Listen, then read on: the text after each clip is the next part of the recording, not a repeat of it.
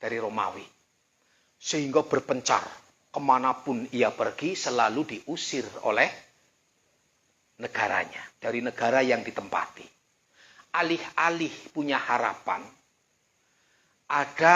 Sudah ada keterangan dalam Taurat bahwa ada sosok Nabi yang sudah jelas yang bernama Ahmad ini. Karena dia orang Yahudi juga ahli Taurat. Yang sebagian ahli Taurat. Dia nunggu di Yasrib. Akan ada sosok Nabi yang bernama Ahmad ini akan hijrah dari Mekah ke Madinah. Maka berduyun-duyunlah orang-orang Bani Israel ini yang disebut dengan Yahudi ini. Orang-orang Yahudi yang punya karakter-karakter peninggalan Nabi Musa ini. Yang disebutkan dengan ini. Dia menunggu di Yasrib. Ternyata dia di bagian selatan yang sangat makmur daerahnya. Di saat ia datang, dia menguasai perekonomiannya. Dari setiap ada sekelompok ini diadu domba. Bani Nadir dan Bani ini nggak pernah. Setiap saat dia selalu perang. Ini adalah akibat provokasi dari orang-orang Yahudi yang ada di Palestina, yang ada di Yasrib ini, Madinah sekarang.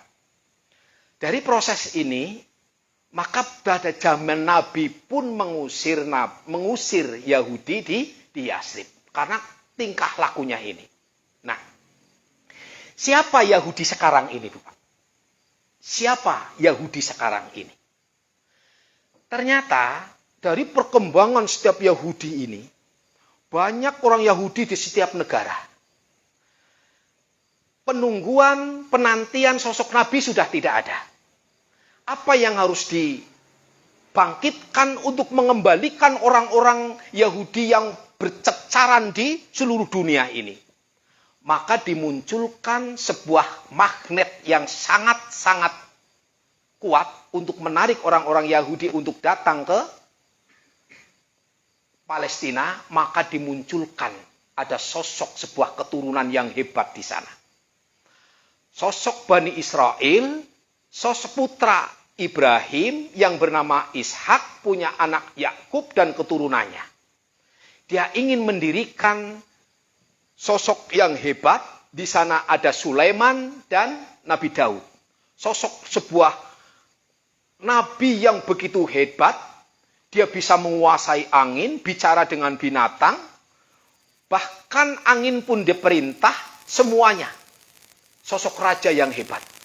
Maka dengan gaya tarik inilah disebut dengan Haikal Sulaiman. Sebagai penarik.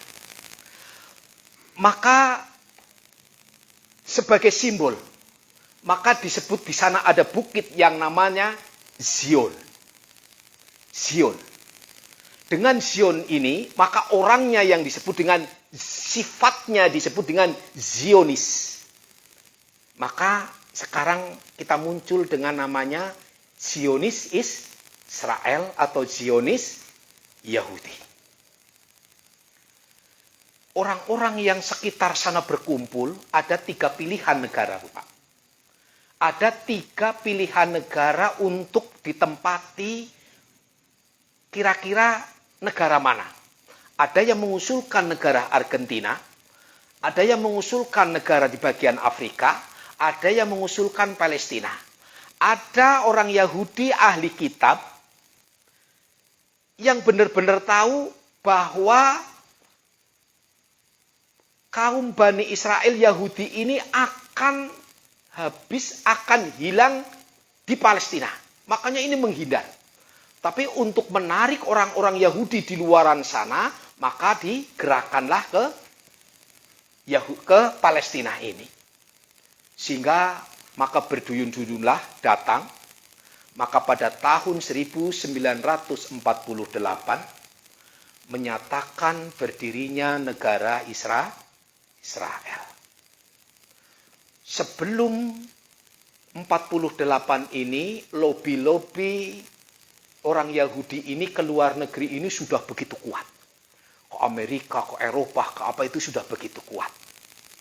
Tahun 1924 runtuhnya dinasti Ottoman, inilah yang mempengaruhi kekosongan pemerintahan pusat ini, sehingga lobi-lobi Yahudi ini begitu kuat ke negara luar. Maka di saat dideklarasikan negara Israel tahun 48, di sana juga ada istilah Nakbah ini yang membantai semua warga Palestina ini, maka negara-negara yang sudah menyatakan perjanjiannya tidak akan kompromi dengan Bani Israel ini, Yahudi ini, Mesir, Yordan, Libanon, Syria, ini semuanya ikut berperang untuk menjaga Palestina. Ternyata apa? Kalah. Karena saat itu Islam sudah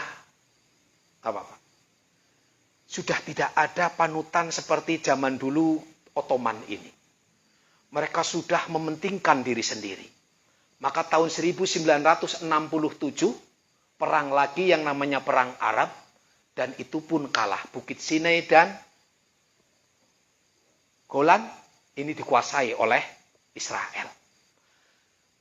Walaupun Palestina ini dikuasai, dipecah sedemikian rupa. Di saat ia dipecah, ini Yahudi ini tahu persis. Ini harus salah satu harus ada yang jadi sahabat. Maka diperiharalah tepi barat. Sampai detik ini, Bu Pak, tepi barat ini. Semuanya sudah disuplai oleh Israel. Baik airnya, listriknya, segala-galanya itu disuplai. Makanya di saat Hamas menyerang Israel, Mahmud Abbas ngomong apa? Aku ora melu-melu lah Hamas nyerang Israel. Kayak utuh perintahku, kayak karpe Hamas. Bukarep diapak-apak nayang anak, aku harus orang apa-ngapa. Tapi Gaza, Hamas yang didirikan oleh Syekh Yasin ini di tahun 1986 apa 7 ya? 80 antara 86 87 ini, yang tadinya ini dia berkuliah di Al-Azhar, ketemu dengan Hasan al-Banna yang tahu-tahu ditangkap oleh Presiden Mesir saat itu, dan ditangkap, malah semakin penasaran. Kok saya ditangkap, katanya ikut ke Ikhwanul Muslimin Hasan al-Banna. Jadi dia banyak belajar dari Hasan al-Banna, perjuangan-perjuangan. Ternyata setelah menilik kepada negerinya sendiri, ternyata bener ya, Masjidil Aqsa ini nggak ada yang ngurus. Bangsa Palestina setiap saat membantai kepada warga Yahudi. Kok tidak ada ya? Sebelumnya muncul PLO yang dipimpin oleh Yasir Arafat, itu pun sifatnya lunak. Maka muncullah Hamas, digembleng, semua tentara Hamas sarjana dan hafal Quran.